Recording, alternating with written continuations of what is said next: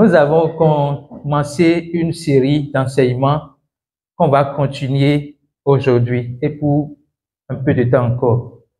C'est la conscience du nom de Jésus. Je ne vais pas rappeler tout ce qui a été enseigné par le passé, mais je voudrais préciser que cet enseignement porte sur Jésus est le salut. Pour prendre conscience du nom de Jésus, nous devons savoir qui est Jésus. Et aujourd'hui, nous voulons voir Jésus comme étant le salut. Alors, qu'est-ce que le salut?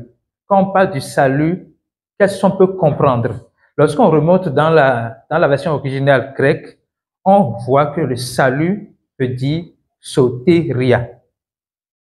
Sotéria, qui veut savoir que c'est la délivrance. Sotéria veut dire la délivrance. Lisons Colossiens 1, versets 12 à 14. Colossiens 1, versets 12 à 14. Oui. Rendez grâce au Père, Oui. qui nous a rendus capables d'avoir part à l'État des saints dans la lumière. Oui.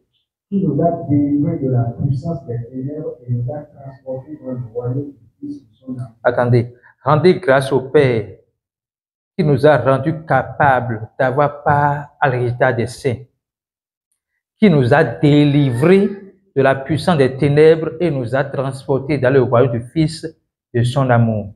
Notez bien ceci, avant que nous continuions le verset, la délivrance dont il est question ici, c'est la délivrance qui n'a jamais existé dans ce monde. Ce n'est pas la délivrance qu'on voit dans les églises où les gens on dit, personne, je veux être délivré. Et on prie pour la personne tombe, crache, ce n'est pas de cette délivrance-là. Ça, on appelle ça chasser démons. Mais la délivrance dont il est question ici, c'est le fait que nous quittons le royaume des ténèbres pour aller dans le royaume de la lumière. Alléluia. La délivrance dont il est question ici, c'est lorsque Dieu nous transporte, ce n'est pas nous-mêmes, c'est Dieu lui-même qui nous a transportés pour nous amener dans le royaume du Fils de son amour. Ça veut dire quoi? La délivrance est déjà accomplie. Quelqu'un dit, ma délivrance est déjà accomplie. Ma délivrance est déjà accomplie. Ça veut dire que vous possédez en vous l'Esprit de Dieu. Et celui qui a l'Esprit de Dieu en lui ne peut pas être en même temps possesseur de l'Esprit du malin. Il ne peut pas être possédé par le malin. Ce n'est pas possible. Lorsque nous sommes devenus temple du Saint-Esprit, nous sommes temple du Saint-Esprit à part entière, il n'est pas possible que le diable vit en nous. Il peut nous oppresser de l'extérieur, mais il ne peut pas habiter en nous au même moment que l'Esprit Saint habite en nous. Donc, on va continuer le verset, s'il vous plaît. Verset 14. Oui. En qui nous avons la rédemption, la rémission des péchés. Il est l'image du Dieu invisible, le premier de toute la création. Verset 14 seulement. En qui nous avons la rédemption et la rémission des péchés. Ça veut dire quoi? La condition pour que nous puissions dire, déclarer, dire merci à Dieu parce qu'il nous a délivrés, c'est qu'il nous a pardonné. C'est qu'il nous a pardonné nos péchés. Et c'est pour la raison pour laquelle Jésus-Christ est venu. Et quand nous parlons ici de pardon des péchés, qui est la condition pour la délivrance, nous devons nous poser la question de savoir qu'est-ce que le péché, de quel péché il s'agit. Et pour comprendre le péché dont il est question, nous allons remonter à Genèse 2, verset 9. Genèse 2, verset 9. Genèse 2, verset 9. Oui. L'Éternel Dieu fit pousser du sol des arbres de toute espèce, agréables à voir et bon à manger, et l'arbre de la vie au milieu du jardin, et l'arbre de la connaissance du bien et du mal. Merci beaucoup. Vous voyez déjà là qu'il y a deux types d'arbres. L'arbre de la vie qui est au milieu du jardin et l'arbre de la connaissance du bien et du mal. Le Seigneur dit, les gens peuvent manger tous les arbres. On va lire verset 16. Donc, Dieu a proposé à Adam deux types d'arbres. Pas proposé. Dieu a fait savoir à Adam qu'il a deux types d'arbres. Au milieu du jardin, il y a deux types d'arbres spécifiques. Il y a l'arbre de la vie éternelle et l'arbre de la connaissance du bien et du mal. D'accord? Maintenant, allons-y au verset 16. Verset 16. Oui. L'Éternel Dieu donna ce tort à l'homme, qui pourra manger de tous les arbres du jardin. Oui. Mais tu ne mangeras pas de l'arbre de la connaissance du bien et du mal, car le jour où tu en mangeras, tu mourras. Voilà. Déjà, avant de dire à Adam, tu ne mangeras pas l'arbre du bien et du mal, il lui a présenté l'arbre de la vie, qui est au milieu du jardin. Notez que l'arbre de la connaissance du bien et du mal n'est pas au milieu du jardin. Si vous voyez, vous allez bien voir, il y a virgule avant qu'on ne parle de l'arbre. Donc, l'arbre qui est au milieu du jardin, c'est l'arbre de la vie. Et ici, nous partageons un message qu'on appelle message christocentrique, un message qui est centré sur Christ et ce que Christ a fait. Donc, là, Dieu est en train de montrer à Adam que le centre de sa vie, le centre de son existence se trouve au milieu du jardin qui est l'arbre de vie. Et nous savons que par révélation, l'arbre de la vie là est Jésus-Christ. Donc, Dieu a montré à Adam l'arbre de la vie et l'arbre de la connaissance du bien et du mal. Maintenant, qu'est-ce que Adam a fait? Il dit, ne prends pas ce fruit-là de l'arbre de la connaissance du bien et du mal. Si tu le prends, tu mourras. Le pasteur Moïse nous a spécifié quelque chose dans ce verset-là. Tu mourras sûrement. Ça veut dire que dans ta mort, tu mourras. Donc, deux types de morts. Non seulement tu vas connaître la mort spirituelle, mais également tu vas mourir physiquement. Alléluia. Donc, quand Dieu disait à Adam, ne mange pas le fruit, c'est une manière de lui dire, consomme le fruit de l'arbre de la vie. En d'autres termes, accepte Jésus-Christ.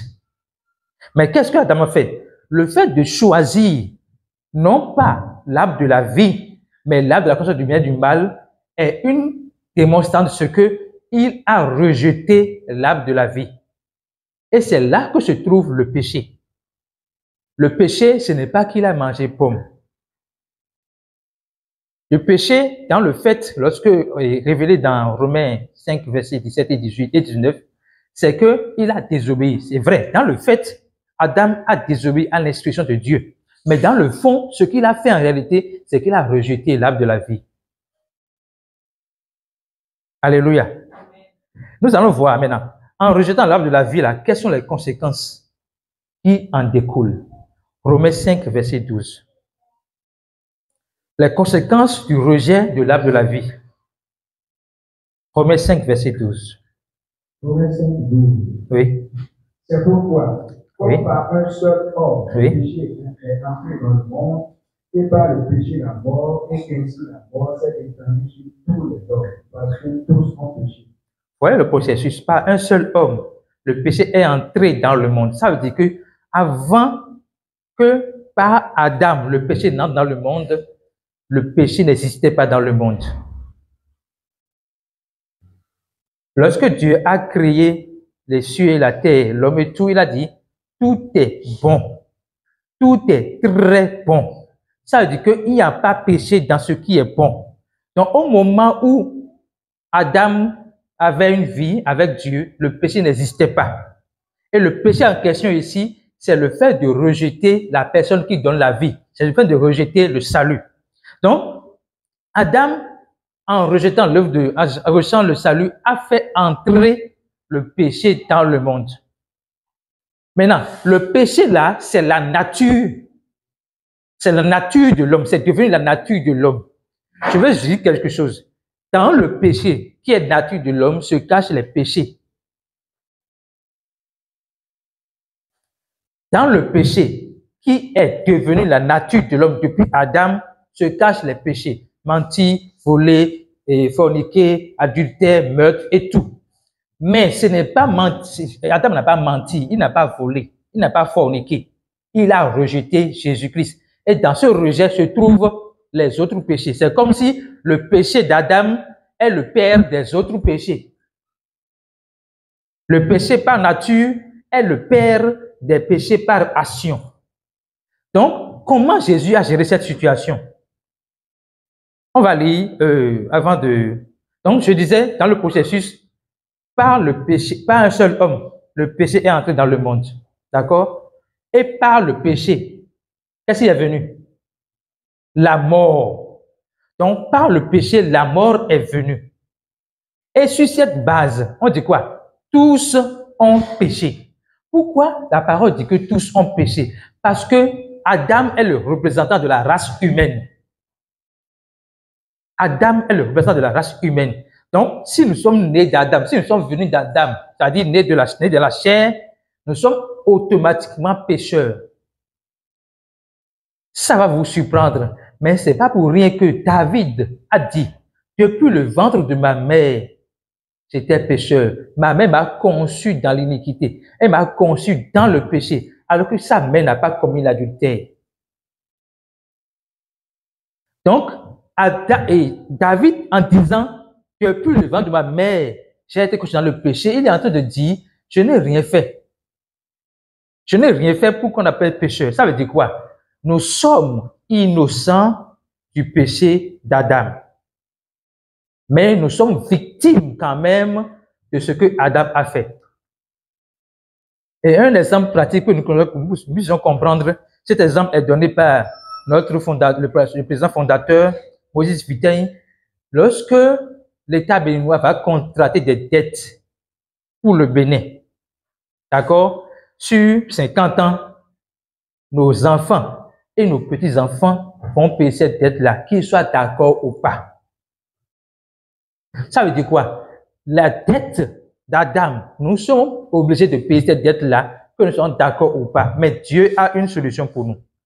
Avant de voir la solution, lisons Romains 6, verset 23, s'il vous plaît.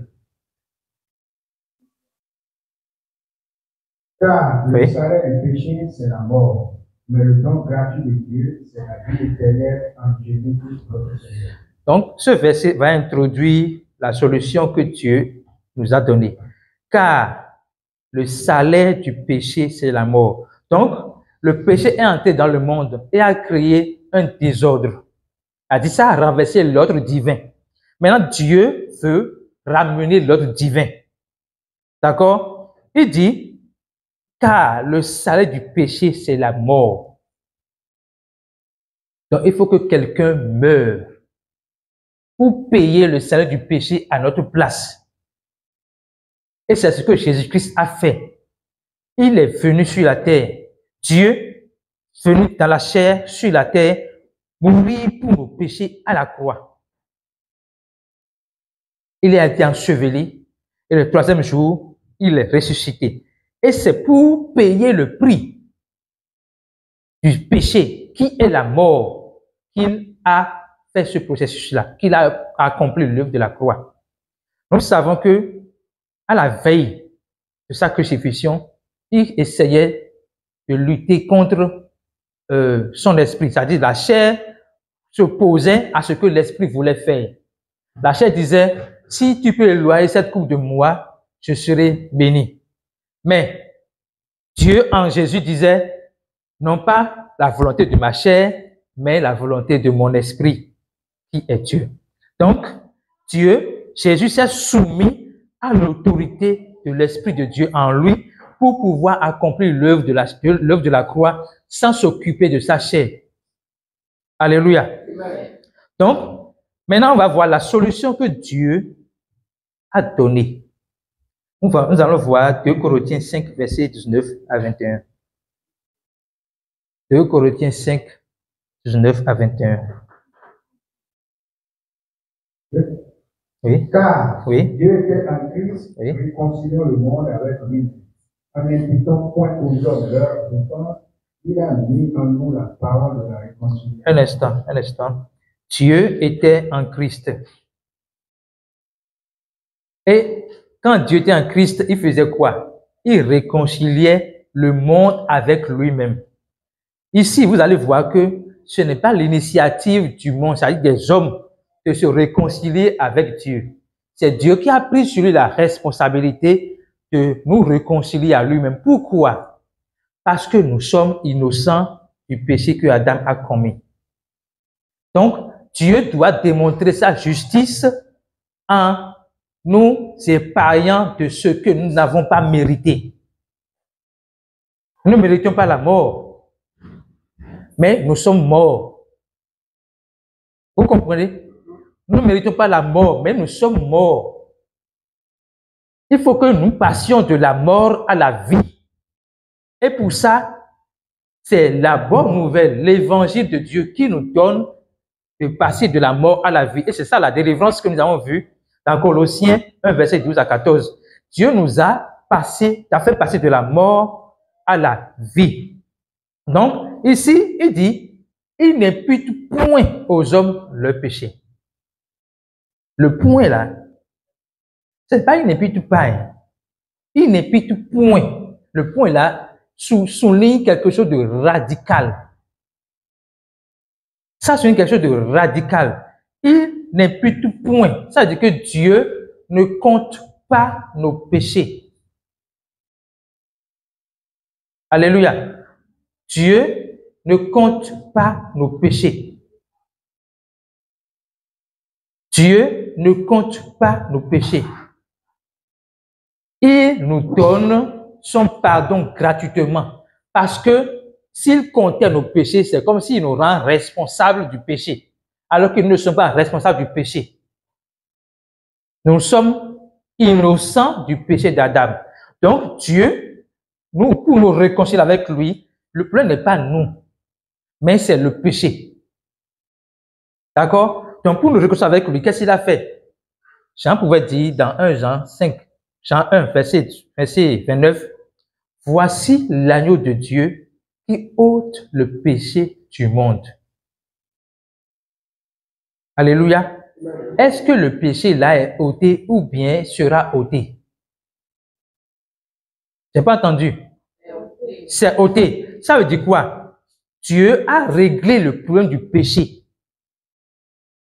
Maintenant, il offre à l'homme la réconciliation. Crois que j'ai réglé le problème du péché. Ce n'est pas un problème avec toi. Toi, tu es innocent. Mais le péché, c'est le péché qui nous a séparés. Mais je l'ai ôté. Maintenant, nous pouvons nous réconcilier.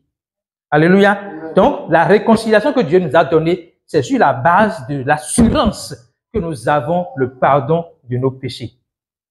Alléluia. Suivons le verset, continuons. Nous faisons donc les fonctions d'ambassadeurs pour Christ, comme si Dieu exhortait par nous. Nous vous en supplions au nom de Christ, soyez réconciliés avec Dieu. Ouais, même Dieu nous supplie. C'est quand même Dieu, un Dieu qui nous aime beaucoup. Il nous supplie pour que nous nous laissons réconcilier avec lui. Ça veut dire quoi? Quand il dit, je vous supplie pour que vous vous laissiez vous réconcilier avec moi, ça veut dire quoi? Il y a des gens qui résistent à cette réconciliation-là. Et nous allons prier pour ceux-là qui ont déjà entendu le message de la réconciliation, de la paix que Dieu a établie dans ce monde, mais qui ne veulent pas encore accepter. Nous allons prier que le Seigneur ouvre le cœur afin qu'ils puissent recevoir facilement cette réconciliation. Verset final, s'il vous plaît. Celui qui n'a point connu le péché, il a fait devenir péché pour nous, afin que nous devenions en lui justice de Dieu.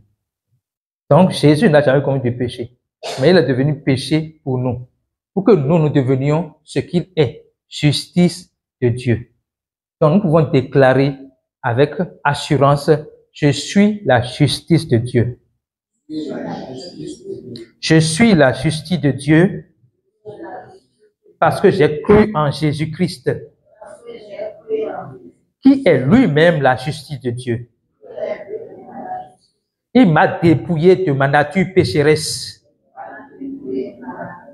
et m'a revêtu de la nature de la justice de Dieu. Alléluia. Maintenant, nous allons dans une phase où nous allons mettre l'accent sur la conscience de ce salut-là que Dieu nous a donné. Parce que on peut avoir le salut et ne pas être conscient du salut que Dieu nous a donné. Et il y a un passage que Dieu m'a inspiré pendant que j'étudiais, et c'est le passage qu'on va lire ensemble. On va aller très posément. Luc 19, verset 1 à 10. On va aller très posément. Luc 19, verset 1 à 10. Jésus, étant entré dans Jéricho, traversait la ville. Et voici un homme riche, appelé Zachée, chef des publicains, cherchait à voir qui était Jésus. Attendez là. Donc, Zachée est qui? Chef des publicains. Maintenant, qui sont les publicains? Comment on les appelle? Qui connaît comment on les appelle? Les grands pécheurs. Ce n'est pas seulement les pécheurs, les grands pécheurs, mais lui est le chef des grands pécheurs. Maintenant, il dit, il a encore le verset. Il voulait faire quoi? Il cherchait à voir qui était Jésus. Il cherchait à voir qui était. Ça veut dire qu'il entendait parler de Jésus. Mais il ne l'a pas encore vu. Vous voyez? Maintenant, qu'est-ce qu'il entendait à propos de Jésus? Tout ce que je vais dire là est contenu dans l'introduction que j'ai faite tout à l'heure. Qu'est-ce qu'il entendait à propos de Jésus?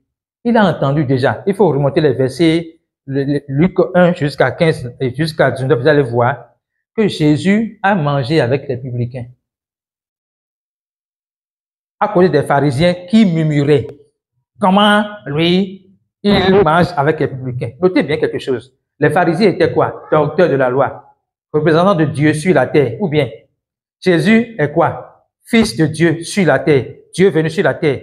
Donc, les gens savaient que Jésus représentait Dieu sur la terre et que les pharisiens représentent Dieu sur la terre. Mais qu'est-ce que les pharisiens font à l'égard des publicains? Ils font quoi? Ils les rejettent. Mais qu'est-ce que Jésus-Christ fait? Jésus les reçoit. Jésus les attire vers lui. Jésus va vers eux pour le faire savoir, je ne vous rejette pas. Dieu ne vous rejette pas. Les hommes vous rejettent, mais Dieu ne vous rejette pas à cause de vos péchés. Vous devez entendre ce message et le comprendre dans votre cœur. Dieu, qui a créé le ciel et la terre, ne vous rejette pas à cause de vos péchés.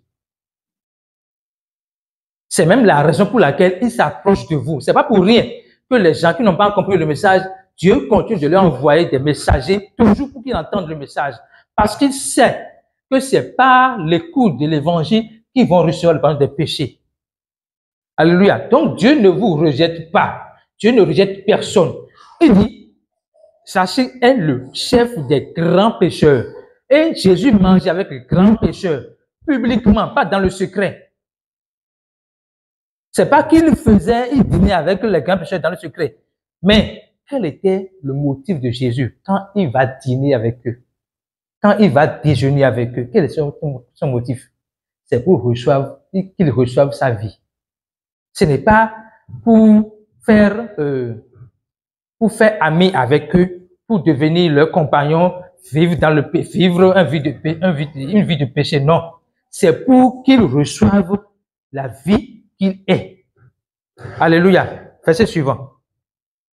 Mais il ne pouvait y parvenir à cause de la faute car il était de petite taille. Il courut en avant et monta sur un sycomore pour le voir, parce qu'il devait passer par là.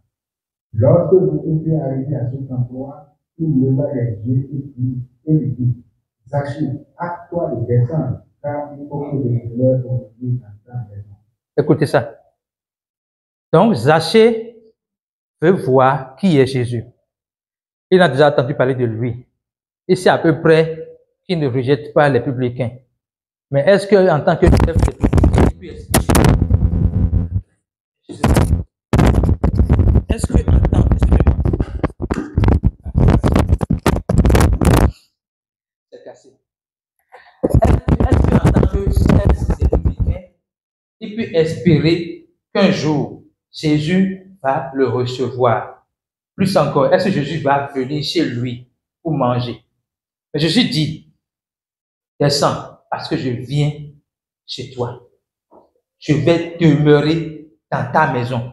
Comprenez bien sûr cette phrase-là. Je vais demeurer dans ta maison signifie quoi? Ça signifie quoi? Je vais demeurer en toi. Et notez que c'est prophétique, parce que Jésus n'était pas encore mort pour demeurer en lui. Mais c'est prophétique. Donc quand il disait, je vais demeurer dans ta maison, il prophétisait, je vais demeurer en toi. Maintenant, lisons la suite. Zachée se hâta de descendre et le reçut avec joie. Voyant cela, tous se murmuraient et disaient, il est allé loger chez un homme pécheur. Mais Zachée, se tenant devant le Seigneur, lui dit, voici, Seigneur, je donne aux pauvres la moitié de mes biens, et si j'ai fait tort de quelque chose à quelqu'un, je lui rends le quadruple. Merci, attendez. Je voudrais que nous tous ici, moi y compris, nous tirions une vraie leçon de ce que Zachée vient de dire. Bien noté ici, Zaché est la preuve de ce que la grâce de Dieu n'est pas une licence pour continuer à vivre une vie de péché. C'est-à-dire, la présence de Jésus dans sa maison seule a suffi pour qu'il dise non, non, je ne peux pas continuer à vivre dans le péché. Je ne peux pas continuer à être appelé grand pécheur. Je dois faire quelque chose pour me démarquer, pour montrer que j'ai vraiment reçu Jésus-Christ dans ma maison. Donc, il s'est imposé lui-même la démarcation. Et qu'est-ce qu'il a dit? Première chose, je donne la moitié de mes biens aux pauvres. Je donne la moitié de mes biens aux pauvres. Pourquoi il a dit ça? Comment lui, il est devenu grand riche? Parce que selon l'historique, il perçoit les impôts, c'est ça, non? Et quelque part, il escroque les pauvres pour être riche. Donc, première chose qui est venue à son esprit, je vais réparer les torts que j'ai causés. Ça veut dire quoi? Quand nous recevons le salut de Dieu, notre conduite par la suite est la preuve si nous avons compris ou non le don qui nous a été fait. Alléluia. Lorsque nous recevons le don du salut gratuitement, notre conduite à la suite détermine si nous avons pris conscience de ce que ça veut dire Jésus-Christ est mort pour nos péchés. Et Zaché nous donne l'exemple. Jésus n'était pas encore mort. Jésus est juste venu dans sa maison et il a compris que non, je dois me démarquer. Je dois plus être la même personne que j'étais. Je dois être une nouvelle personne. Et devenir une nouvelle personne pour lui, ce n'est pas dans le discours. Je suis, comment on le dit? Je suis né de nouveau, je suis une nouvelle créature, les choses anciennes sont passées, je suis devenu nouvelle. Ce n'est pas un discours. Devenir une nouvelle personne pour lui, c'est des actes précis. Un, réparer le tort ou les torts qu'il a commis. Et l'une des solutions qu'il a trouvées, c'est déjà gracier tous les pauvres, c'est-à-dire faire du bien à tous les pauvres. Maintenant, spécifiquement, il dit quoi? Si j'ai fait, disons cette partie, si j'ai fait du tort à quelqu'un, je suppose que si j'ai volé 1000 francs chez Monsieur Maurice, je lui retourne 4000. Hein? Vous imaginez l'engagement là? Et il a dit qu'il va le faire. Et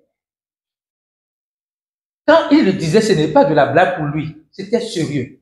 Attention, ce n'est pas pour mériter le salut. Il n'a pas fait ça pour mériter le salut. Il a fait ça pour reconnaître l'importance du salut qui lui a été fait.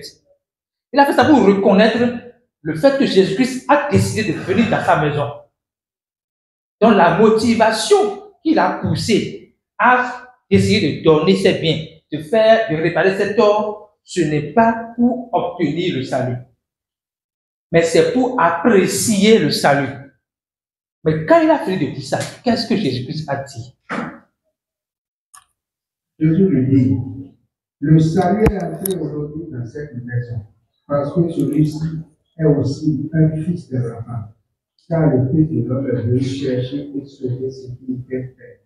Donc Jésus maintenant révèle la raison pour laquelle il était venu chez lui.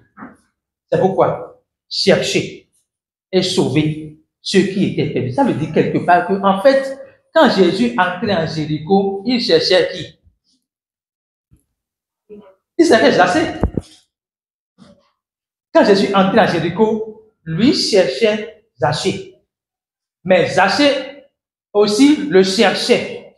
Mais lui, sa motivation en venant à Jéricho, c'était pour conquérir le cœur de Zaché. Donc, il a dit, je suis venu pour chercher et sauver ceux qui étaient perdus. Et avant qu'il ne dise cela, il dit, aujourd'hui, le salut est entré dans cette maison. Et donc, on voit clairement que la personne qui est le salut est Jésus-Christ.